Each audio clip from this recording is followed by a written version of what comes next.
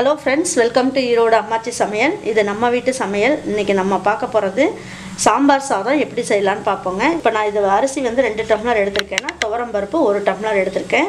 நம்ம பருப்பும் இதையும் ஊற வச்சு செய்யிறதுனால 8 டம்ளர் தண்ணி ஊத்தலாம். 2 டம்ளர் அரிசிக்கு 8 டம்ளர் ஊத்தலாம். பருப்புக்கு நம்ம கணக்கு வைக்க வேண்டாம்.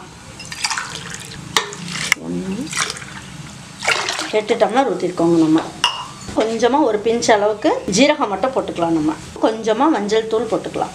நம்ம இப்போ உப்பு போட வேண்டாம். அப்புறம் நம்ம கலக்கும்போது நம்ம உப்பு போட்டுக்கலாம்.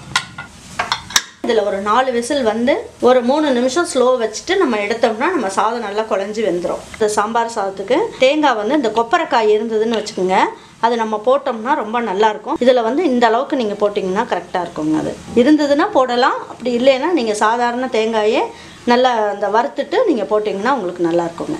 இந்த அளவுக்கு புளியை நம்ம வந்து தண்ணியில் போட்டு ஊற வச்சுட்டு நம்ம எடுத்து கரைச்சி வச்சுக்கலாம். இப்போ எல்லாமே நம்ம தனித்தனியாக வறுத்து எடுத்து வச்சுக்கலாம். கடலைப்பருப்பு 2 ஸ்பூன் போட்டிருக்கேன்.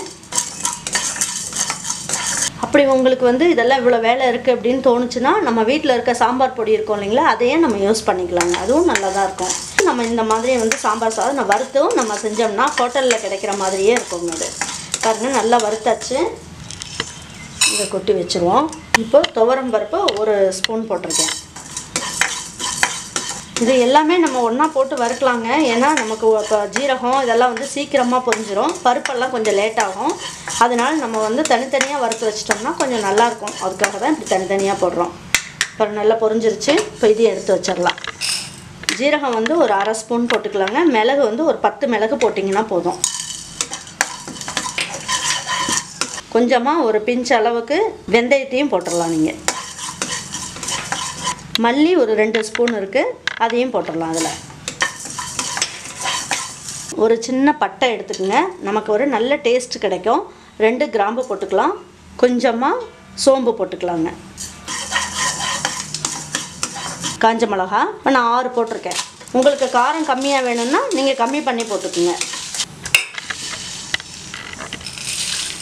உளுந்தம்பருப்பு 1 ஸ்பூன் எடுத்துக்கலாங்க. பெருங்காயத்தூள் கொஞ்சமாக போட்டுக்கலாம். நல்லா வறுத்து போடும் போது நல்ல ஸ்மெல் இருக்குது. நல்லா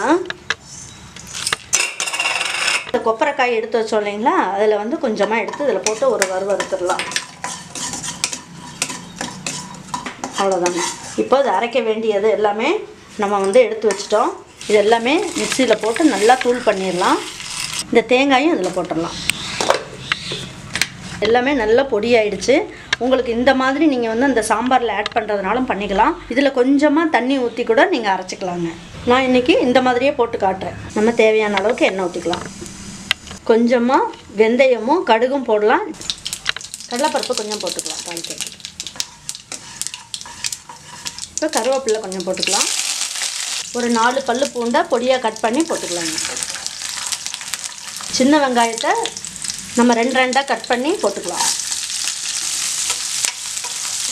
கொஞ்சமாக பெருங்காயத்தூள் போட்டுக்கலாம்.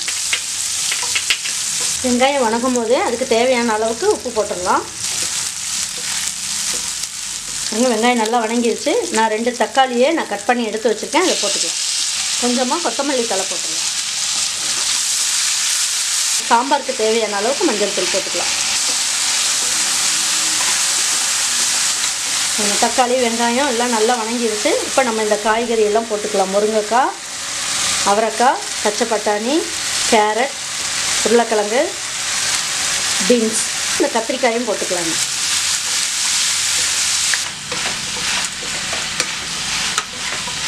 நல்லா வணக்கியாச்சு. பொடி பண்ணி வச்சுருக்கோம் இல்லைங்களா, அதையும் அதில் போட்டுடலாம்.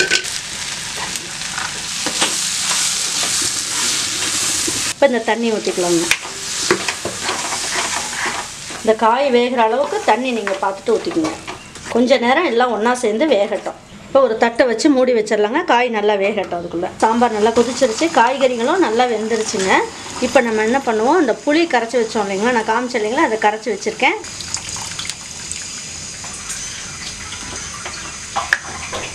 காய்கள்லாம் நல்லா வெந்து நல்லா ஆயிடுச்சு. இப்போ இதை தட்டு வச்சு மூடி வச்சிடலாம். நல்லா சாம்பார் வந்து நல்லா கொதிச்சிருச்சு. இப்போ நம்ம என்ன பண்ணுவோம், அந்த சாதம் வந்து எப்படி விசில் போயிருக்குன்றதை பார்ப்போம். விசில் நல்லா போயிடுச்சு. நல்லா கொல கொலன்னு நல்லா வெந்திருக்கு. இப்போ இந்த அளவுக்கு இருந்ததுன்னா கரெக்டாக இருக்குங்க சாம்பார் சாதம். இல்லைன்னா ரொம்ப குழன்னு நல்லா இருக்காது. அப்போ நம்ம அந்த சாம்பாரையும் எடுத்து நம்ம இதில் ஆட் பண்ணும் போது நமக்கு கரெக்டாக இருக்கும். சாதத்துக்கு உப்பு போடலை, அதனால் இதுக்கு தகுந்த அளவுக்கு உப்பு கொஞ்சமாக போட்டுக்கலாம் நம்ம. இப்போ இதை ஆட் பண்ணிக்கலாம்.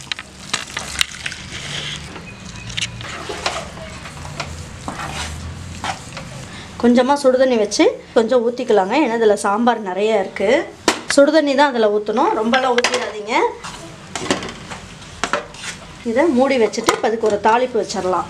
சாம்பார் சாதம் அப்படின்னாலே நமக்கு நெய் கொஞ்சம் தூக்கலாக இருந்தால் நல்லாயிருக்கும். நான் 4 ஸ்பூன் நெய் போட்டிருக்கேங்க. ஏன்னா நமக்கு சாதம் வந்து இந்த குக்கர் ஃபுல்லாக வந்துருக்கிறதுனால இந்த அளவுக்கு நெய் போட்டால் தான் நல்லாயிருக்கும். இதை தாளித்து கொட்டுறதுக்கு கொஞ்சம் கடுகும் உளுந்தம்பருப்பும் போட்டுக்கலாங்க.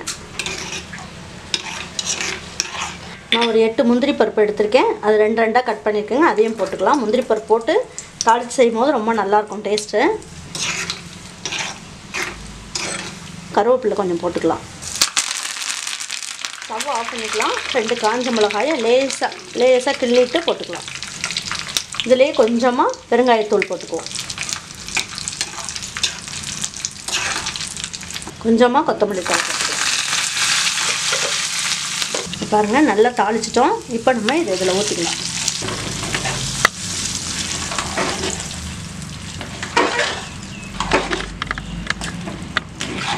இந்த மாதிரி சாம்பார் சாதம் நீங்கள் செஞ்சு உடனே நீங்கள் வந்து என்ன பண்ணுங்கள், ஹாட் பாக்ஸில் போட்டு வச்சிட்டிங்கன்னா உங்களுக்கு நல்லா தலன்னு சூப்பராக பாருங்கள் இந்த மாதிரி நல்லா கிடைக்கும். செஞ்சு பார்த்துட்டு உங்களுக்கு பிடிச்சதுன்னா லைக் பண்ணுங்கள், ஷேர் பண்ணுங்கள், சப்ஸ்கிரைப் பண்ணுங்கள், மறந்துடாமல் கமெண்ட்ஸ் பண்ணுங்கள். தேங்க்யூ ஃபார் வாட்சிங் ஈரோடு அம்மாச்சி சமையல். தேங்க்யூ.